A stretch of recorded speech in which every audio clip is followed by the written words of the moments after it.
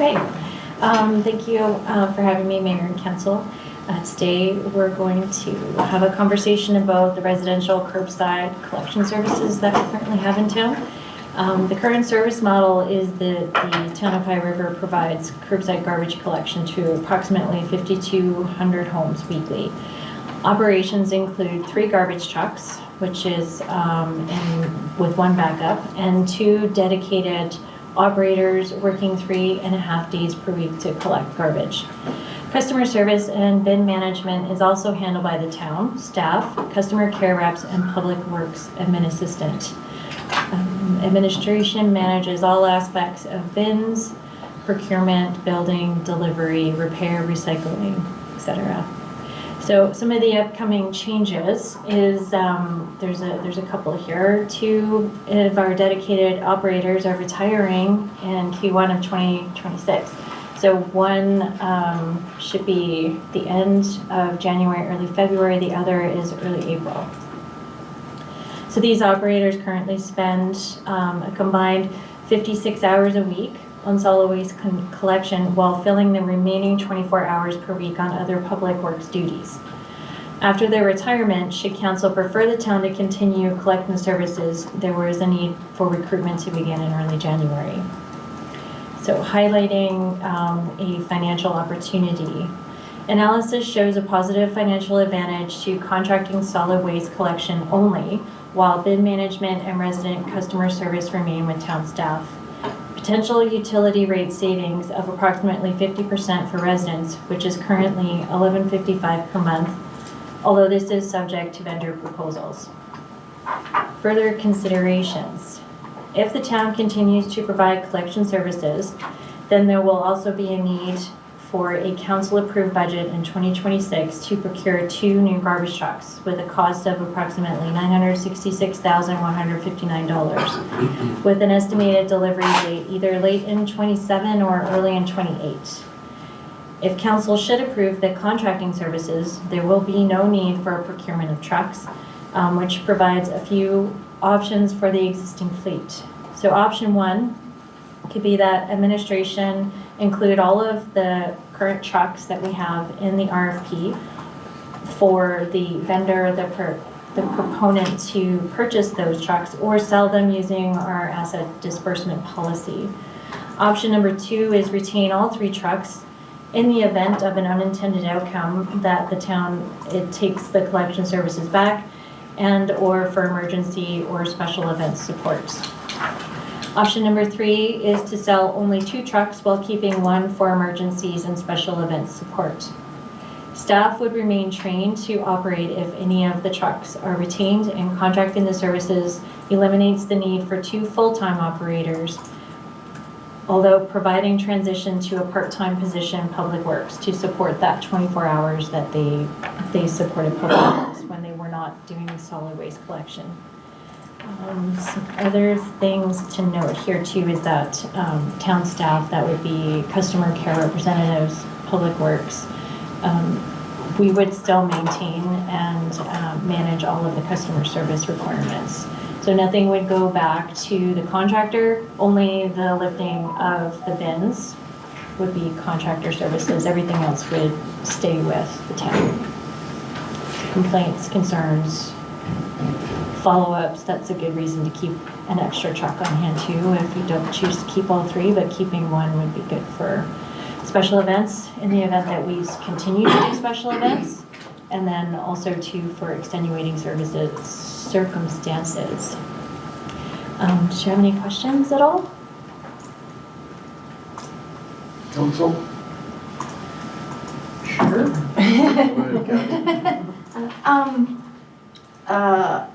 First question, my real concern with this is the loss of the controls, the loss of, you have no control over the service levels. So I was curious what other communities contract out their garbage pickup. Cochrane does. Does Okotoks? Some. Some So of I it? think garbage is still with the town, but recycling and organics are with a third party, if I remember right. Yeah. And when I lived in Cochrane, because that's where I moved from, they did all 3. GFL did all 3. And if similar to what we're doing in the education piece right now, like whether we contract out garbage services or not, we are doing an education piece. We're doing Benjamin on Facebook, social media, and we're also tagging every bin in town so that they know what the solid waste bylaw states about bins being open. So when we talk about service levels, there would be a contract I have in here, some things that we would do in order to ensure that we didn't have any like cost creeping or service level issues. So we'd be very clear on the pricing forms with volume and growth protection. The other thing too with service levels is if it does happen where we miss a bin or there was an obstruction, us keeping one truck can help with that if we deem it necessary to go back. So we can still maintain those service levels, because it is going to take a while for the education piece to really kind of take hold. We should have tags on all the bins hopefully by the end of December. If it stops snowing, we should be able to complete that. We did one route already, but that was in November. Then it started snowing. So we hope that, and we'll follow that, because we're keeping track of who we've dropped tags off with, and then when they do call back to have questions, we're answering those questions, so that in preparation, if we do move to contractor services, then everything will be hopefully already set in place for the solid waste bylaw for people to adhere to that. Would that help? So the education piece is kind of this pre-piece, because I guess what's gonna happen, essentially my lid is sticking up because I filled it too full. The intent is that I will still call the town. And I guess that's where, the disconnect. So I like your idea, if we're gonna do this, to keep that backup truck, because then now we have an overfilled bin, which the birds are in and the cats are in, and my dog picks up all the chicken bones that they leave around, and so we end up with dirty neighborhoods for another week, and they still won't get picked up. So I just don't want us to lose that connection with our locals, and need to be able to have the ability to also follow up and rectify that situation. What was the other question? I think we can go somebody else. I'll keep thinking. I got Michael? some. The tagging is an educational piece, meaning if they've done something wrong, you put a tag on it? It's an educational piece right now, and then going forward, But they've done something, they've overfilled the bin. yeah, then we'll leave it behind so they know why the bin wasn't picked up. At what after point are we gonna start charging people for that? Because we've been telling people these things for a lot of years already. And I appreciate we're putting a tag on the bin now, but if somebody can't get it straight, that they can't overfill their bin, then there needs to be a repercussion, in my opinion. I guess, when we had. Because I'm not about to, sorry, to Kathy's point about having a truck hanging around just to pick up stuff that people either don't put their bin in the right spot or they leave the lid open because it's too full. I don't want us paying for somebody else's inability to kind of follow what the majority of people are doing.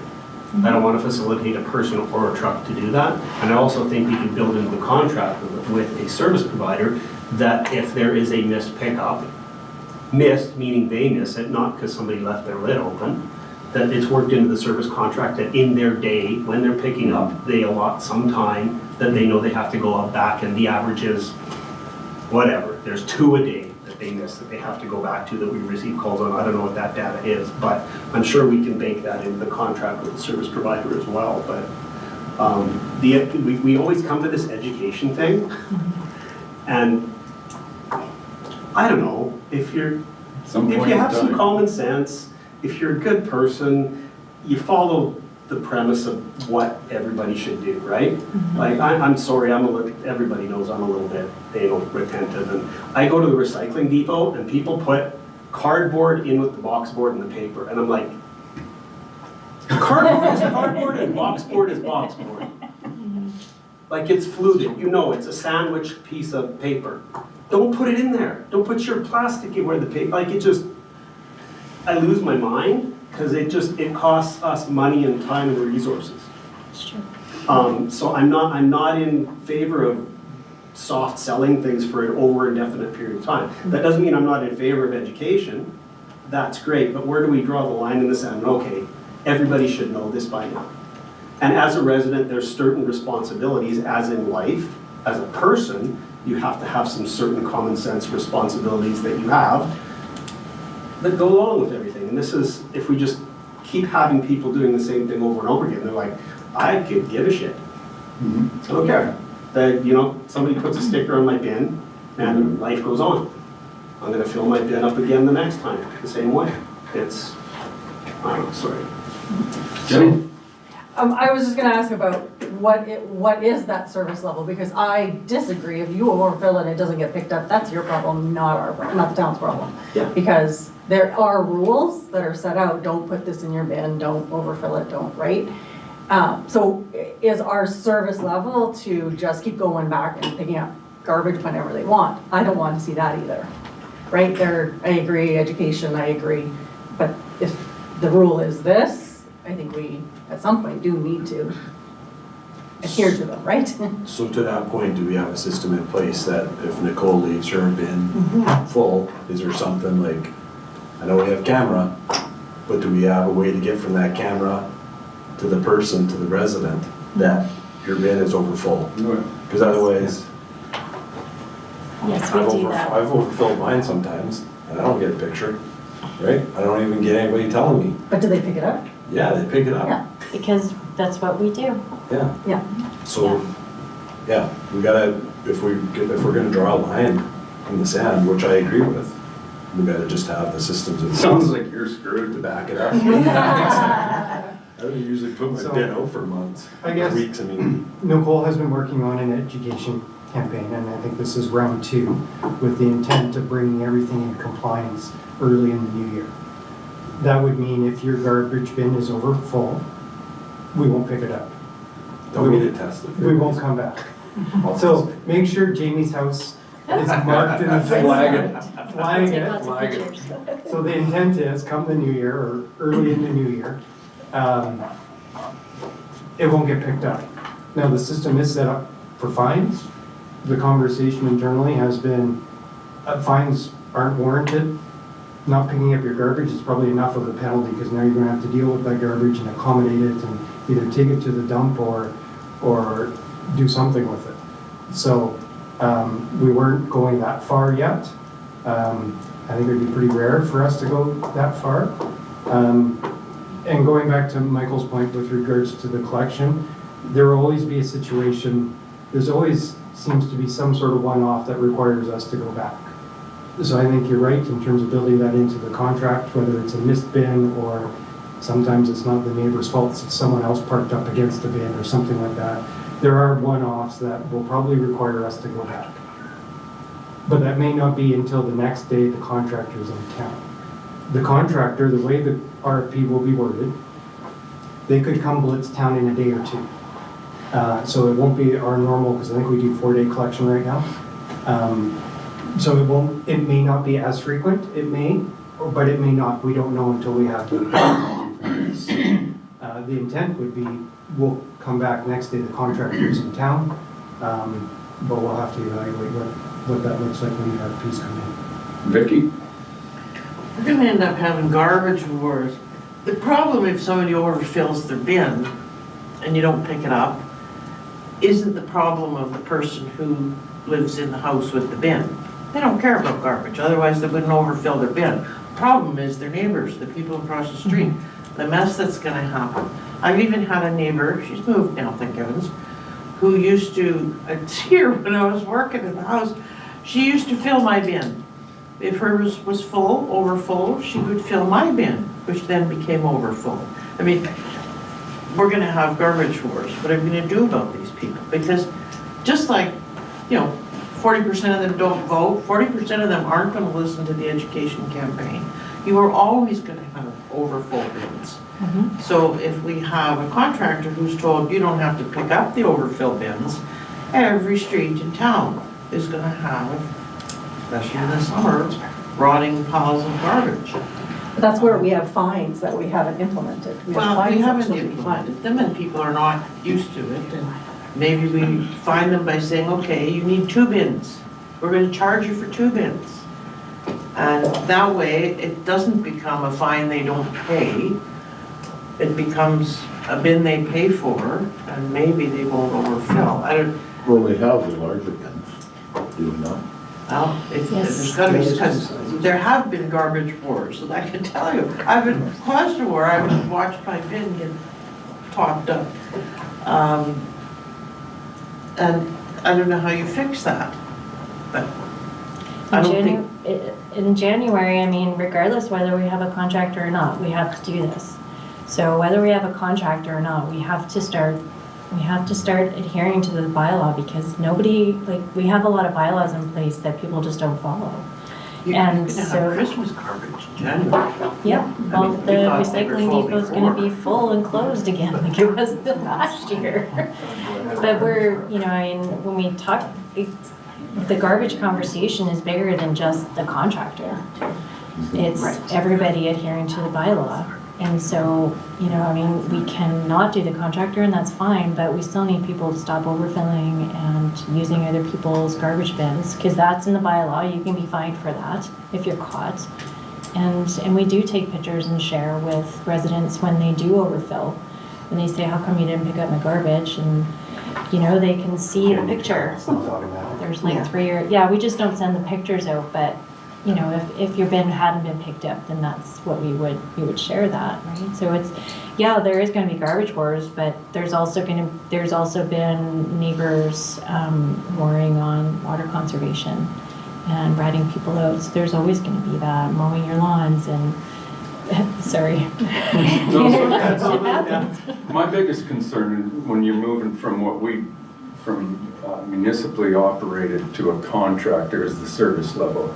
And especially when I see the cost reduction, I'm skeptical on that big of a gap sometimes. That, you know, what are you giving up to make that happen? I'm skeptical on that. Because we have to keep our level of service to what residents expect. The majority of residents, yes, there's always going to be abusers that need to be held accountable. Stickers on the bins and stuff, it's a wonderful, nice little process. We're trying to guide them in there, but there's still going to be your offenders. They're going to do it and they won't get it unless there's some repercussions to that. The truck thing, for us to keep a truck, I'm not on board with that because of the cost of the truck, the cost of the staff to do it.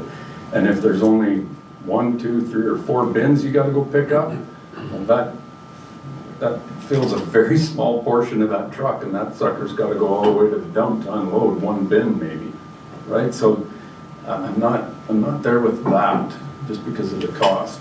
I just wanna make darn sure, and the RFP hopefully will clarify some of those pieces as to how each of these companies are going to submit a proposal or going to deal with these kinds of things. And can they come back, or do we just, you overfill a bin or you didn't have your bin out, you're waiting a week?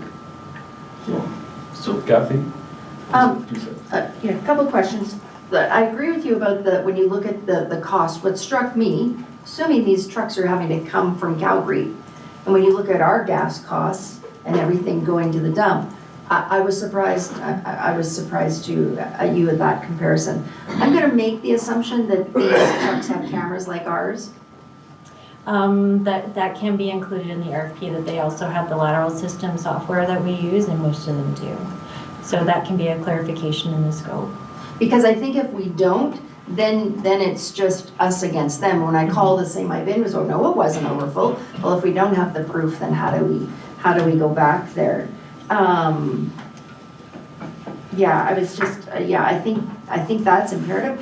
Is there something we could do if 3 strikes, you've overfilled your bin, and you don't have the bigger bin, we swap you out and we start charging you? No more garbage for you.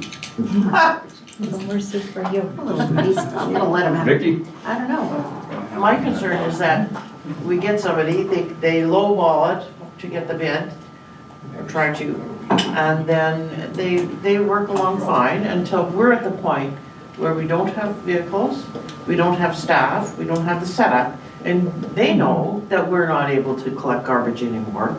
And then the price just goes boom, boom, straight up. And the $1 million is gonna be when they buy new trucks that are their assets, not our assets.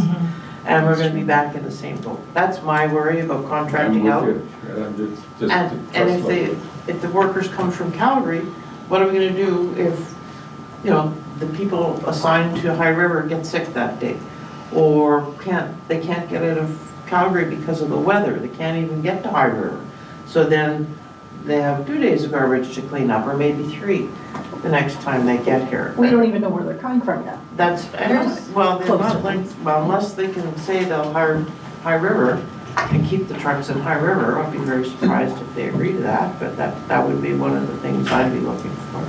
I'd be less worried about them showing up, because I can tell you companies like the GFLs and BFIs and everything like that, like clockwork, no matter what, weekend, Christmas, whatever, they're there, because I hear them in the morning.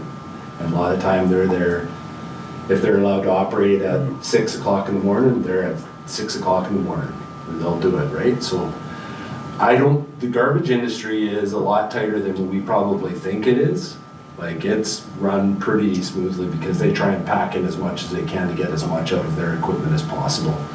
I'm less worried about them not giving us a service level. I think it's just about us making sure that we have things to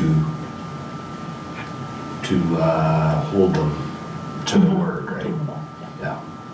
You know, one of the big challenges too is not just the fill bins, it would be focused on the overfill bins, but that time when your bin has to be out at the curb with a contractor, they will be at the first bin at 6:59 waiting. And so if you're not out on the bin on time, that'll be the majority of the calls to start, is that people missed them because they were accustomed to putting out at 7:59 when they went to work, because they know that the route is a little bit slow because they have a different starting point. But the contractor, so that's going to be one of the other issues that we're educated about, is making sure your bin's out on time. Yeah. Prior to that 7 o'clock time start. And that could be something that the new contractor negotiates too, say, hey, we want to start at 8 or we want to start at 6. Yeah. And so that will also come have a different approach. But you're right, Jamie, when it comes to lifting bins, they're efficient, dedicated, and never miss a day. Yeah. Yeah. Anything else? Yeah. Kathy? You talk about the time. Do we not want to write in, like, I'm sorry, I don't want the beeping garbage truck at 6 a.m. in my back alley. So We would have we? 7 to 4 right now. Okay, I don't thought think there we was, would but I change just it. wanted to make sure. Change Yeah. that. Okay, can you just tell me right now what it looks like for a special event where we might use our garbage can? What event, like? So for instance, after the parade, because we had limitations on access to the event bins that were downtown, we had to pick up bins on Saturday that still had garbage in them. So like our event bins, I think they're 240s or 360s, I can't remember. So it would just be going through and dumping them all in the, So is the recommendation then that we write in special events to the RFP? we can do that, yes. Is that? Yep, we can preference, I certainly guess? do that. The scope of work can be whatever we want it to be. And the, and when we talk about time too, going back to that, what Chris was saying, people are used to. So for instance, at Christmas time, when we double up, I think we're doubling up 1 day for 2 routes. And folks are used to putting their bins out at 12:50 p.m. and will show up early. And so it's that retraining of, I think we call it garbage TV, right? Waiting for the garbage to go by. And so retraining just to have it out between 7 a.m. and 4 p.m.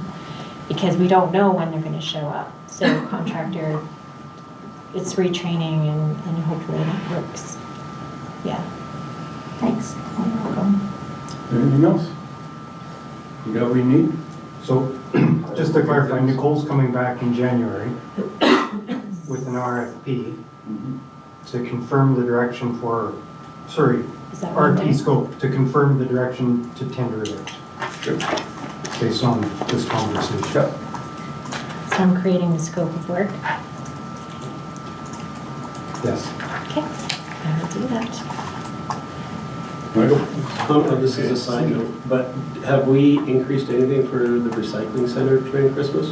Because you just talked about increased garbage pickup, but the recycling center is always, More than garbage. well, it's not the garbage, it's the amount, because people, I mean, we've got that center, people are utilizing it. I know I made a comment about some people don't utilize it quite right, but hey, that aside, people bring their Christmas wrap and their boxes and their everything, and it gets full really quick. And we could probably use some additional pickups to help facilitate, because just the last number of years, again, being over attentive, as soon as that gate opens, I'm there with my Christmas stuff and I'm putting it in the bins, and there's a lot of other people that do it too, and they end up getting really full really quick, and just, maybe we can get a couple of extra cycles in there to help accommodate the people that are wanting to get rid of their stuff. And that keeps it on the garbage bins. We can take a look at that and see what. Absolutely, yeah, we can talk to the contractor. And then even last January, we weren't fully utilizing the compactor, which made a huge difference this year. So that's decreased some of our costs at the recycling center by using the compactor more frequently. And we can work with our contractor to make sure we get enough pickups. It's the, it usually happens right after New Year's. So be ready for it. There was also some concerns too, when I went there Christmas last year, in between, I guess it was, and there was people that were coming from Okotoks and actively telling the staff that they were coming from Okotoks because Okotoks was closed or full or whatever. I don't know all those details. I don't know if it's worth having a conversation with Okotoks and just trying to not even solve anything, but just get a sense of what they're doing, right? Because They're closed on Sundays, so we see a lot of their traffic on Sundays. right. Yeah, Sundays and Mondays, aren't they? Or is it just I think Sundays? so. I think you're right. Yes, because that is true, and so that's one of the reasons why we have our compactor lifted on Thursday afternoons, and then by Tuesday our compactor's full. So it doesn't take long for the cardboard to pile up, and then the compactor's closed for 2 days. So we're hoping that it doesn't happen this January. Okay. Jay, Councillor Barton, that's a conversation we've been having and trying to quantify about the volume that we're seeing from Okotoks. Yeah. That doesn't contribute to it, because we do have an agreement, a shared service agreement with Bushels County to fund the recycling center. And so we're trying to quantify that a bit better so we can have that in-depth conversation with Okotoks and what strategies we could employ with them Yeah. to kind of divert that a bit from our department. Yeah. Okay. Now, that also changes when, when circular materials takes over the recycling center too, Sure. right? That conversation changes quite a bit too. Okay, anything else directly for Nicole on this agenda item? Just, it says cost per household on each of these options. Are we saying that the bill to the customer, the residents, is gonna go down by the lower half? If you choose to do that. I mean, that'll be passed on. That's not gonna be absorbed into our budget. That's the intent, Okay. right? Just wanted to double check that. The intent, we're at that tipping point, Councilman McGonigal, that, there's an opportunity that we think that's there to see a cost savings and defer $1 million acquisition of capital. That is advantageous to the taxpayers and the utility users. So that could see a reduction of the utility bill for garbage pickup, solid waste pickup by that amount. Again, it's always wonderful to look at a grade 4 spreadsheet and see the number difference, but you also got to be looking at the service level that you're giving up, if you're giving up the service level, right? Because you can make that happen, and on day 3, if people's garbage isn't picked up, right? So that's always the consideration when you're going to a contract amount. Anything else for Nicole? Thanks, Nicole. Thank you for your Very time. much. Wide open question and answer from council to administration. Anything? Yeah, Garth and I both have been chatted with the same resident questioning the lights at Canadian Tire. And there's a turn light that is only on limited 2 to times. 4 or something. Correct. Yeah, and just curious about that, wondering why, because the concern is that traffic's starting to get more and more backed up there just because of the amount of vehicles, so, And you don't see them going up the hill. Like when you're turning towards going to Canadian Tire, the people that are turning at the fire hall to turn left, you don't see them until they're right over the hill and past. So if there was a turning light, it just clears that section of it. So this comes up quite regularly. Engineering does deal with this regularly in terms of phone calls. And we do check the volumes periodically. I can't say when we last did, but it's fairly regularly every year or two. The concern with it is because so little vehicles are making that left turn, it takes away from through traffic. So a traffic cycle has so much time. So as you go around the circle in different lanes, I think we're based on a 90-second cycle. If you give time to turns, you're taking it away from straight through. The majority of our volume is on straight through, and the turning movement has low numbers, so we're prioritizing that straight through movement. right. And so when you look at it and you look at the numbers, you end up in a situation where it's not really warranted. And I think we do have some timed, so I think there's a left turn that comes on in the PM rush. Don't quote me on that, but I think it was PM rush. Yeah, it was So I think we've tried to address it through trying to address the rush hours. But during non-rush hours, it's still no left turn. So that's been the logic behind it. Because the one at Co-op seems to be monitored more to, like, if you're already at that, you don't make that turning light. If you're there, that one seems to come on even during the day to turn towards. It's a little different because you have the left turn lanes. So it's quite a bit of a different scenario when you have left turn lanes, because you can have left turn movements And still you're that are straight free through. flowing. Okay. When through No, that's fair. traffic and left turn traffic have to share a lane, when you give an advance, if the first person in line wants to go straight, you've just wasted that cycle. And so now everyone's sitting still waiting because that person is going through. So it works a lot better when you have the left Yeah, turn lanes Okay, versus, no, that makes sense. because if you're doing Actually, an advanced left with no left turn lane, your green cycle would be purely for the one direction. So you would have a purely westbound green. Right. You can't do east and west at the same time, Yep. which goes to the timing and how much time you have in a cycle, etc. Sorry, did that make sense, Garth? Yeah, That's no, a it does. super, like when you get No, it into does, the it timing, makes it sense gets- because of the turning lanes, Yeah. so. Right. It's Because easy. usually when the turning lane there, they activate both of them.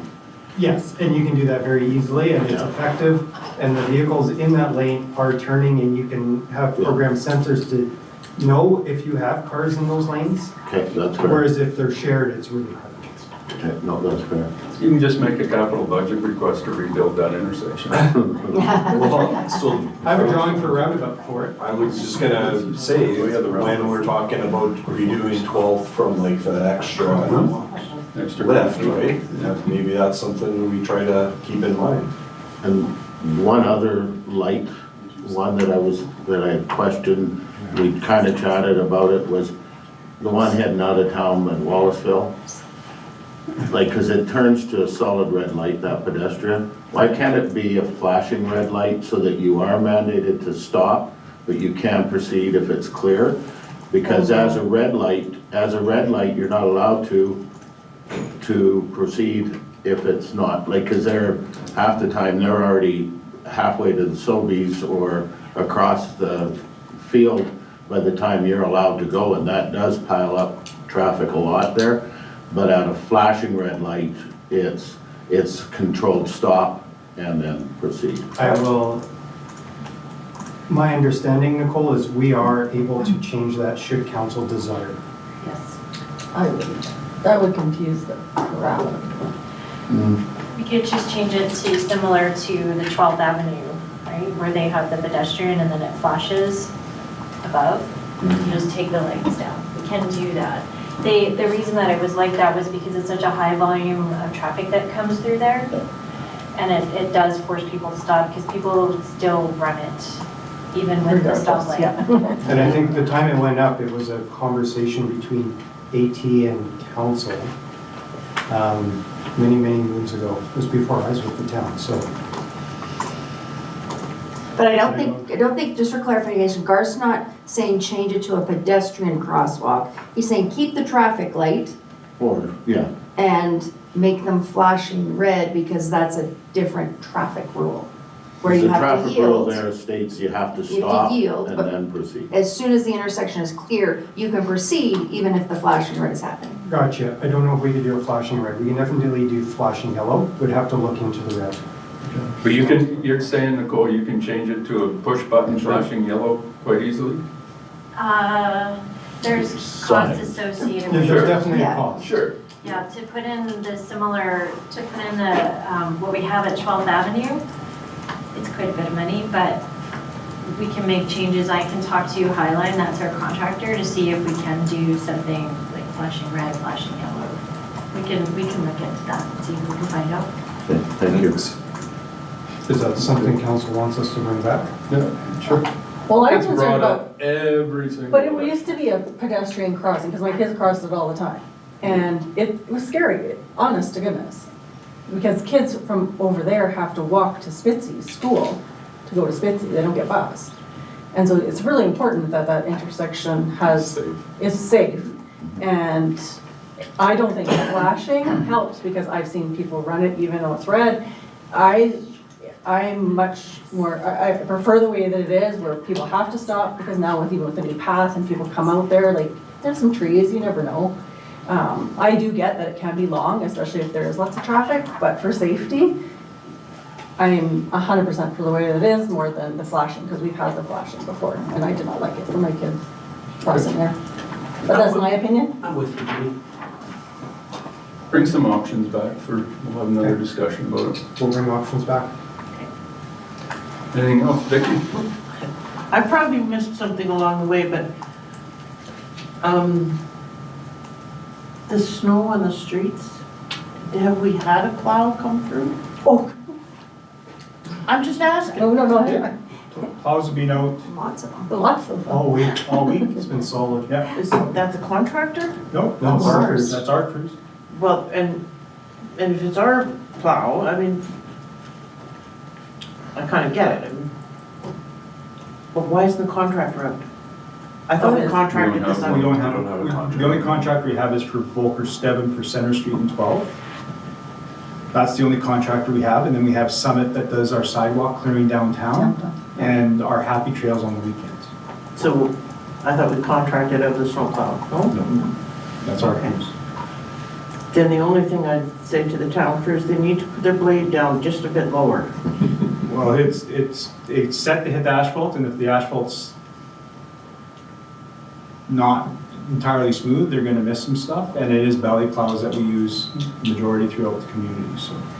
It's frozen underneath too. It's frozen. It's hard going. Well, it might be, but the day of, it's usually not so bad, but there's a lot of, you're running through tracks on most of the streets. Now, we do follow up, our snow clearing policy is very clear that our priority ones Yeah. get the majority of the work, then our priority twos, and then our priority threes, which is our residential areas, are low on the list.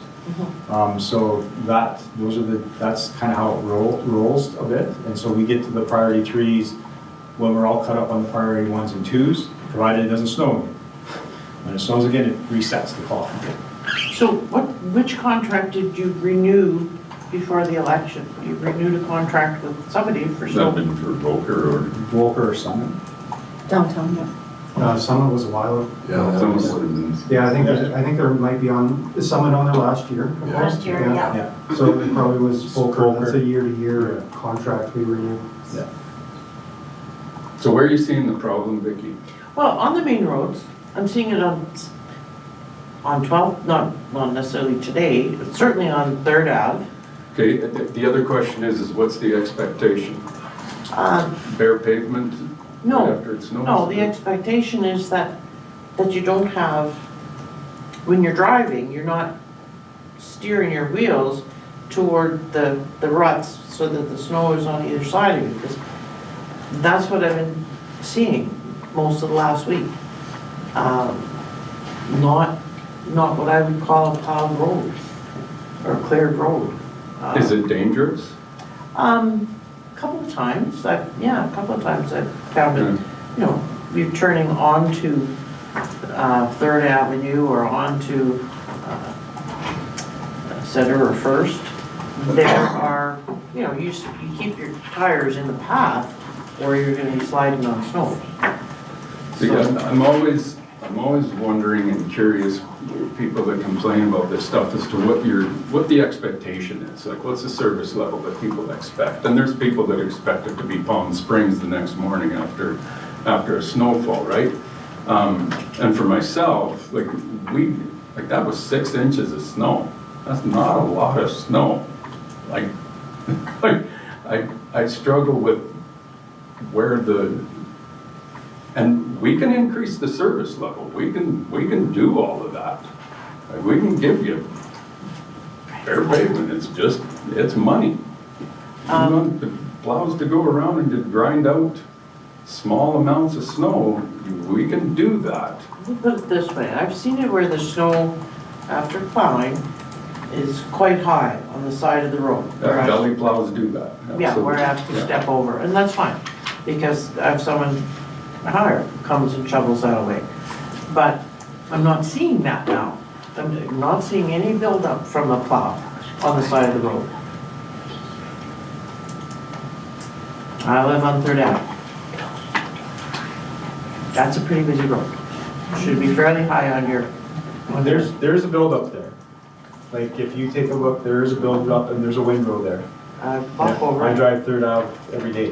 Me too. So there's a buildup there and there is a windrow, right? The parking area is full of snow and it's almost to the top of the curb now on the parking area if you take a look. So if there is, you know, I would say that Third Ave is a typical winter road in Canada. Yeah, I'm shocked. I mean, we live in Alberta, we should know how to plow snow. Should know how to drive in it too. Yeah. Like to a certain point, like I said, like it's expensive to give bare streets. I'm not just so asking that for bare streets. Well, and I work from home, I've never seen a plow go by my house. This year.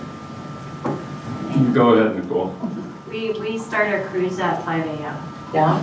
So, and so there's a combination, like we have 4 trucks right now because we capped T49. That's one of our plows. And so we do start around 5 a.m. and then they rotate because in the snow and ice control policy, we also have to move the snow. So we pile it in places and then we have to move it. So if you're not seeing during the day, it's because now they're moving piles to where we need to go so we can meet those expectations as well. But I do hear them when I'm getting ready for work in the morning downtown and whatnot. So if there's concern that we're not doing enough, then just let us know. Let me know. It could just be timing because they are up fairly early in the morning. Except on the weekends, we don't get up that early. Fair enough. Go ahead, Michael. But we haven't missed anything. In the schedule for plowing, you haven't had a down truck, 10 sick people, you've stayed on the schedule that you have. We are short-staffed because some people have resigned or are on modified duties or short-term disability, so we are short-staffed, but we haven't missed running the trucks, no. So we're meeting the schedule that we've laid out in the snow and ice control policy. I like to think we are, yes. Thank you. Can I ask a quick question? Sir, High Country Drive, what is it, level 1, 2, or 3? That is I don't have it on me, I apologize. It's either a 1 or a 2, so usually the downtown, do you remember, Chris? I think High Country Drive is level 1 because it's a school road. Yes, Yeah. yes, it would be. So it'll be, the trucks will be, you know, typically there as soon as they're out, they'll do a 1 swipe through there. But it is a belly plow and it's just focusing on the travel lane of traffic. Because the guys that are doing all the ATCO or Fiber optics. fiber optics are parking their big trucks on the side of the road, and so we're having to maneuver all around, and the snow is quite high over by they've plowed it off to the side, but you've got to drive there to get around these trucks because there's other cars coming in the way. So is there just something better that can be done there? I don't know. Whereabouts exactly on that one? High Country Drive, or High Country. So coming from where the school zone starts, Yeah, going east, yeah. it's treacherous. Okay. Yeah, I think Ledcor did have a lay down on the sidewalk too that you mentioned last week. Yeah. So Ledcor still has a lot of gear, Yeah. and when they leave it on the road, they put pylons there so we don't hit them with our plows. But, yeah, it's not been easy. Last week after the roads were plowed in town, I had to come into town. There was not one drop of sand on the roads.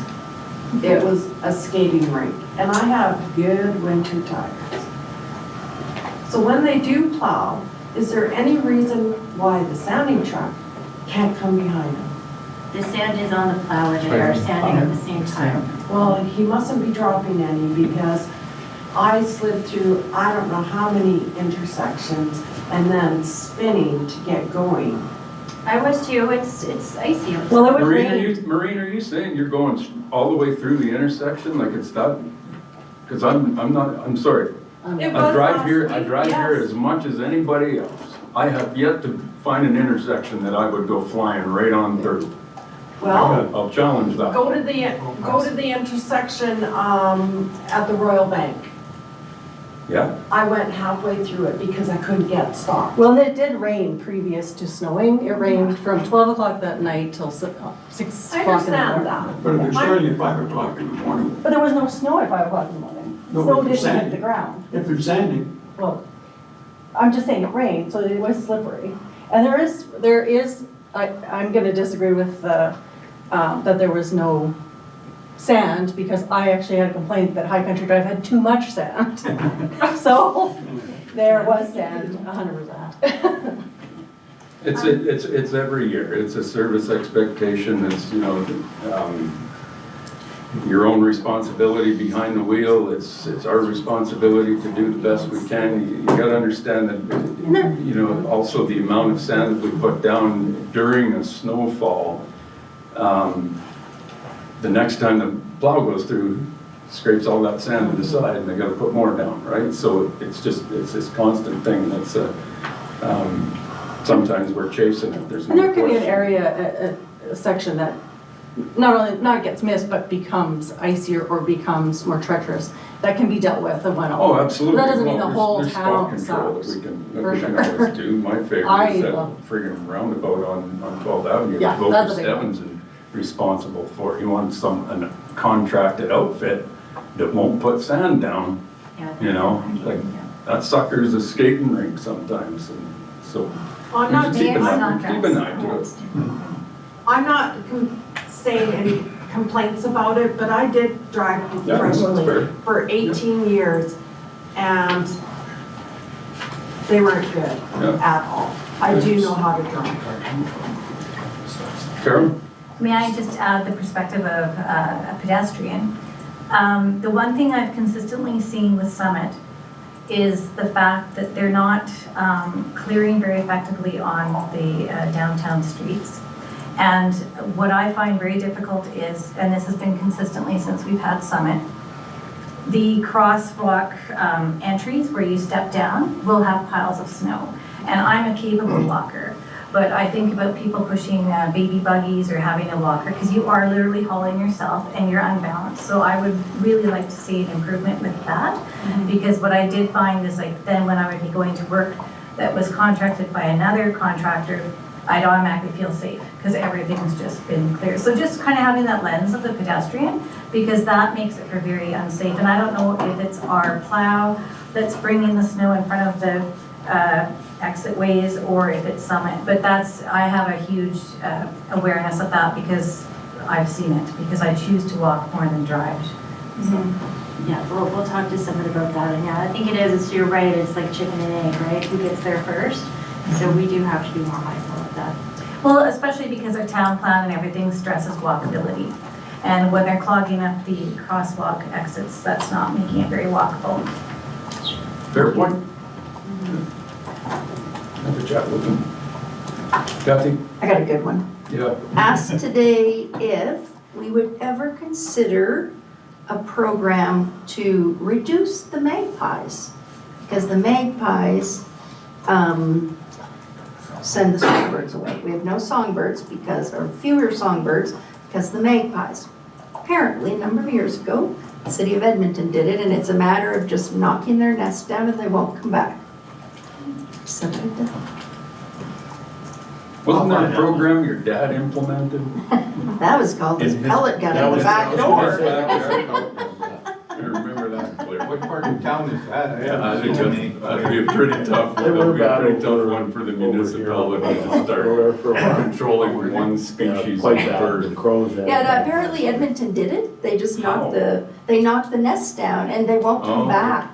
And I thought we could just get a group of grade 12 or 12-year-old boys and they could fill their, but anyways, it was, I didn't realize that magpies scared away the songbirds, but obviously a concern of this resident. So I didn't know if other municipalities it's ever come to light anywhere other than Edmonton 20 years ago. Chris, you ever done a magpie call? No, I'm not touching another call for the rest of my career.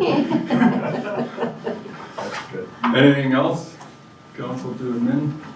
Nothing? Meeting adjourned 1:59.